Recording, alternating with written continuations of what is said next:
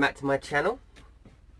I'm back home now in not so sunny England, but anyway, I won't go on about how the weather's awful here and raining. It is, but I'm not going to bore you with that. Anyway, I thought I'd do a video. It's probably going to be a short one, but I thought I'd do a video of things I've learned from converting a van and also living in a van. So it's going to be a short video, and I've been putting this list together of points to tell you about. I'm adding to it every day, so there will be more things that I find out or I think about that I wish I'd put on this video, but I want to get a video up. So I'll tell you what I've learned so far. Just a few points of things that I think might help you. So let's just dive straight into it. Okay, so for my van, if you've watched my videos, you'll know there's not many windows. I have one window on the sliding door, and I have a skylight, a small skylight on the ceiling, on the roof. Now, for my next project, I'm going to have a few more windows, but if you want a stealth camper with not so many windows, I would definitely suggest getting a bright white lights. Make sure your lights are the brilliant white or the bright white lights, because it looks like daylight in here. It's not. If I turn the lights off, I'll show you. If I turn the lights off, it's pretty dark at the back of the van, but these white lights kind of make it look like daylight, so I'd get the white lights rather than the warm lights you can get. The warm lights, I'd get, maybe, you know, I've got these lights under here, these LED strips. Warm lights will be good for, you know, relaxing, chilling. It's kind of cozier lights, but when you want to see what you're doing, and cooking, etc., white lights. So I would suggest that if you don't have many windows. Again, my next point is skylight. Now, although I was quite surprised at how much light my little skylight lets in, I don't think it's enough. For my next project, I would put in a bigger skylight. Yeah, just lets in more light. And also, my skylight leaks, so I mean, this is a kind of a counterpoint. If you can avoid having a skylight, maybe do it. If you've got plenty of windows around the edge that you can open up for ventilation and etc., I would avoid getting a skylight. But I'd like a skylight, but I would like a bigger one now. If it doesn't leak, a big one would be nice. You can open it right up, and yeah, it's great ventilation. But because my roof is dented slightly, I get the odd bit of water coming in from my skylight. So a couple of points there you may find helpful. I doubt it, but you might. Okay, another point. My next point is foam. If you've watched all my videos, one of my previous videos, I unpackaged the foam which made my bedding area, and in the video I said it's all a little bit too tight. I think I maybe over measured it because it was all hard to push in and make it all flat. Someone told me that not to cut it, because once you cover all your foam and use it a few times, it kind of not shrinks, but it makes it, you know, all sits in nicely all sits down nicely. So yeah, I agree with, I forget who told me, but I agree with, cut your foam, measure your foam tight, make sure it's tight, and don't worry if it's hard to push in and get flat, because eventually it will go in. You know, all my foam now sits in really nicely. There's no gaps. There's no gaps when you're making the bed. It is still tight, but it's, you know, it all sits nicely. So make sure you measure your foam nice and tight. Another thing regarding foam, all my foam in here is a hard or firm density. For my next project, I would suggest a medium. You don't want a soft density, because you'll be, even if you sort of bounce slightly, you can feel the wood beneath you. So, but the firm, the hard density stuff is it's a little bit hard. I mean, if you like a hard mattress, then, you know, maybe get this, but I would get the medium. It's just a compromise for me. Another point I learnt was that one leisure battery is just not enough.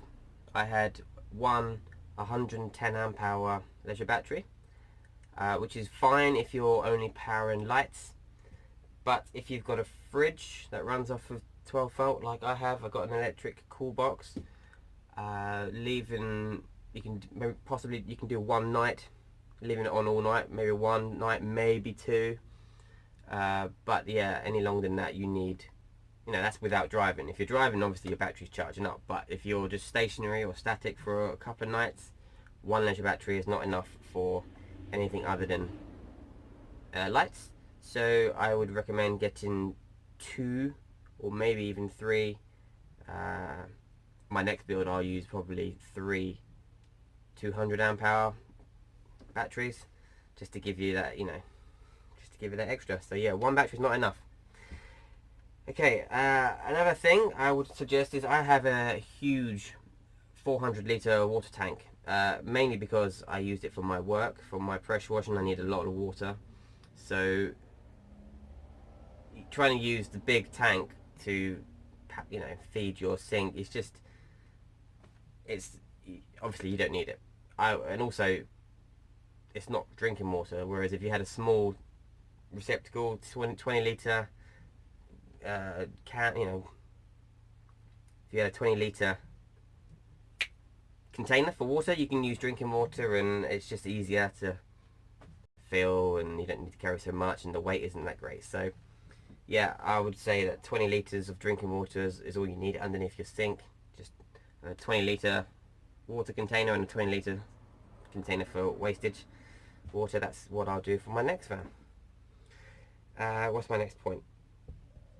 Okay, if I used ply, 9mm ply for all of my cupboards, units, everything.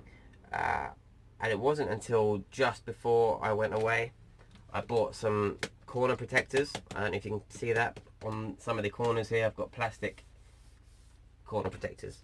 If you don't do that, what you do is the ply can sort of delaminate, and each time you walk past the corner, you probably can't see that, but it's kind of all split and it all peels off. So if you're going to use ply, make sure you get these corner protectors on soon or quick, even before you paint it. Just screw them on just to protect those until you can paint it. But yeah, keep them on. I don't know if I'll use them 9mm ply on my next van, but yeah, at least I've learned, get these protectors on. Otherwise it all peels off and you can't really rub it down or fill it in. So that's one point.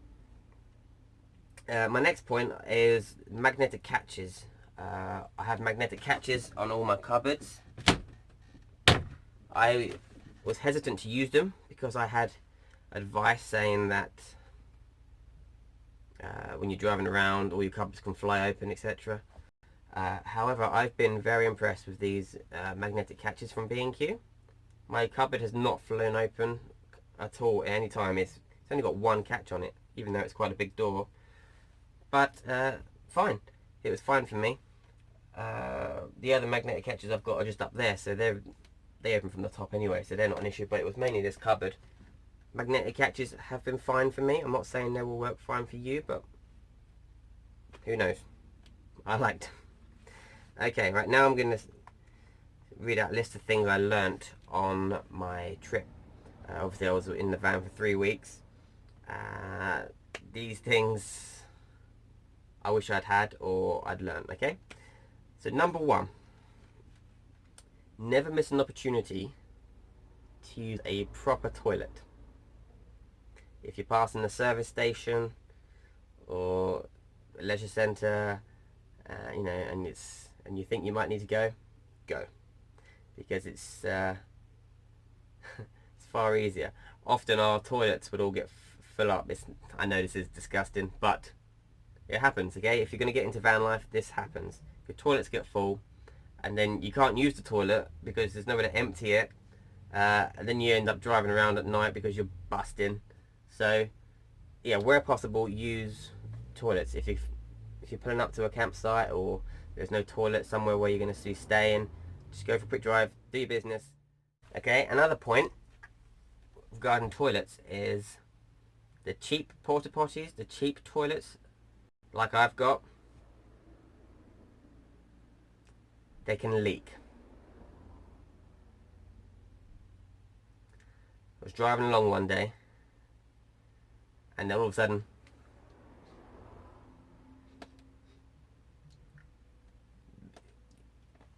I think you know what I'm talking about, okay? If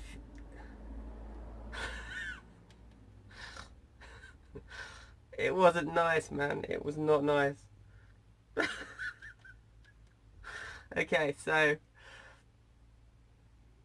make sure your toilets do not leak. It is bad, okay? Because especially if you're living in the van for the next couple of days.